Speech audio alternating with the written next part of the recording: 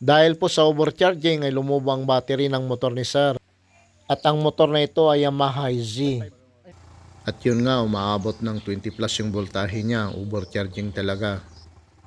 Kapag ganito ang problema ng motor natin, automatic na charger na ang problema, kaya yun yung papalitan natin. Pero bago ang lahat, i-check muna natin yung stator kung hindi grounded at kung maganda pa yung supply. At yun nga, malakas pa yung supply.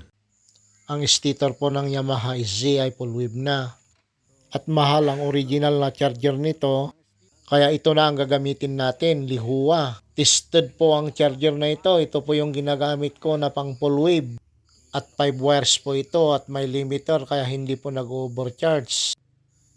Itong yellow at white wire na galing po ng charger natin ay kakabit natin sa dalawang white wire na galing po ng stator. Yung green wire na galing charger ay ground po yon. Ikakabit po natin sa black wire. Dahil ang kulay black po ng Yamaha ay ground. At ang susunod ay kulay red. Yung kulay red ay positive. At idudugtong natin sa kulay red na galing harness. At ito na yung panghuli, yung limiter ng charger natin na kulay black. Ikakabit natin ito sa accessories wire ng Yamaha Z.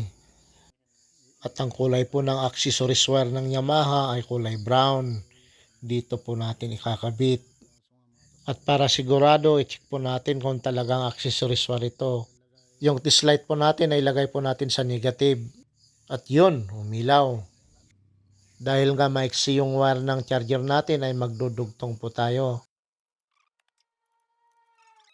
Balutin na natin ng electrical tape at itornilyo na rin yung charger. At ikabit na natin yung limiter doon sa accessories wire. At balutin ng electrical tape.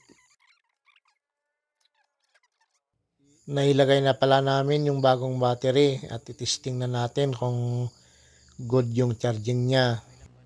At ang voltahe po ng battery ay 12.9. Anda rin po natin para makita natin kung ilan pong voltahe yung charging niya. Oo. Yan, sige, tira.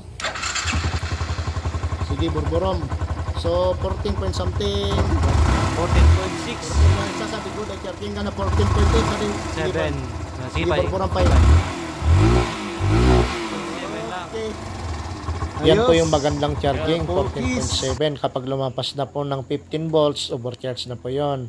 Salamat po sa panonood. Please like and share.